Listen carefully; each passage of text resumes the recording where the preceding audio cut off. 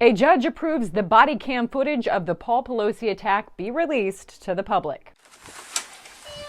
Hi, guys. How you doing? How are you? What's going on, man? Everything's good.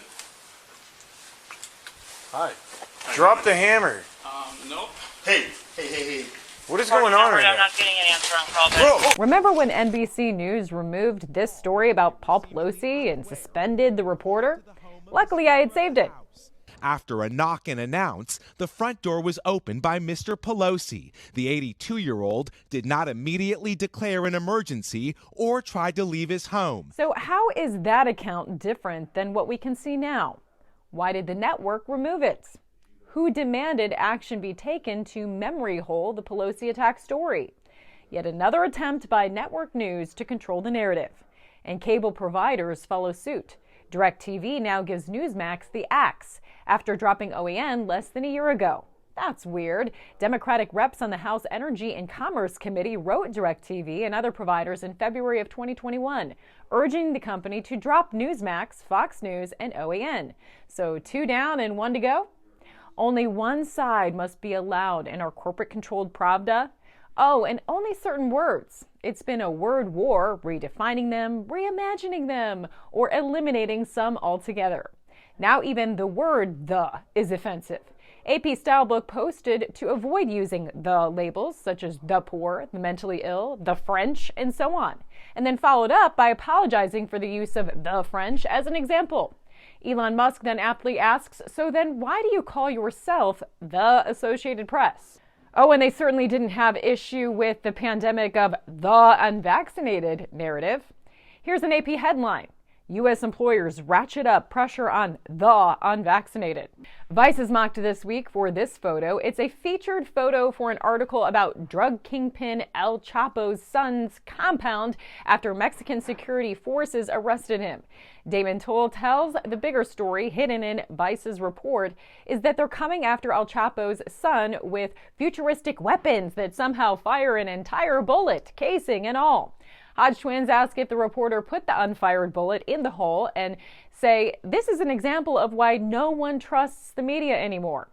Oh, but there's plenty of examples. Bringing you what's ignored, sensationalized, misleading, or just plain false. This is your Media Malfeasance for the week. Speaking of fake news, remember when supposed mainstream media said El Salvador would default on its debt because of its investment in Bitcoin? New York Times, a poor country made Bitcoin a national currency. The bet isn't paying off. WAPO wrote a similar article, and whoops, Gateway Pundit reports they didn't default. In fact, El Salvador president says it's paying out the $800 million bond in full with interest as he mocks the media, saying they lie and lie and lie, and when their lies are exposed, they go on silence mode. But is it any wonder we get this kind of coverage when there's a master puppeteer in the background? New York Post, how George Soros co-opts the media and keeps criticism down. The article details the connections between the highest profile media figures and Soros due to them sitting on boards of organizations he funds. It says it allows him to push his radical left agenda through the media, and his puppets shield him from criticism by labeling any scrutiny as anti-Semitism. Is Soros behind the riots riddled across our country as well? Behind fanning the flames of racial tensions? After video is released of police brutally beating 29-year-old Tyree Nichols, a black driver who was pulled over for allegedly driving recklessly, legacy media starts whipping up a race narrative. All 5 officers accused of the deadly attack are of the same race as the victim, yet somehow white supremacy is still to blame. CNN, the police who killed Tyree Nichols were black, but they might still have been driven by racism. The Independent, pointing out that the officers involved in Tyree Nichols' death were black is a dangerous distraction.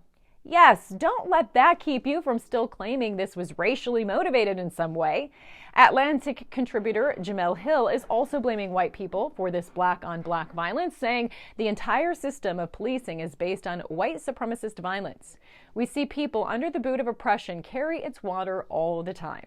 So have we circled back to defund the police after the Biden administration has honored Capitol Police, like Lieutenant Michael Byrd, who killed an unarmed January 6th protester?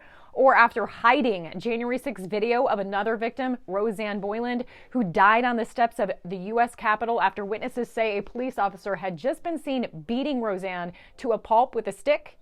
Media coverage sensationalizes what it wants you to condemn and downplays other violence. They call people just walking around inside the Capitol like tourists a violent armed insurrection. And they called this Antifa-involved protest in Atlanta mostly peaceful. And if you take a look over here, if you pan over, I want to show you, this is what they were handing out at that protest. So it was a largely peaceful protest. This CNN contributor gaslights and tries redefining the word violent. I think that there's a real blurring of the lines in the use of the word violence. Is property destruction violence? To some people it certainly is. But, you know, this idea that breaking windows or other acts of property destruction are the same as actual violence against humans it's kind of a dangerous and slippery concept. If the coverage isn't being manipulated, it's just plain covered up. YouTube removes Project Veritas's latest bombshell, showing a Pfizer exec's remarks on mutating viruses. Daily Mail and MSN publish articles about the undercover video and then remove them, according to humanevents.com. Pfizer does end up responding to the claims made in the video by denying them late Friday night, but the statement does not deny the subject of the video works for the company.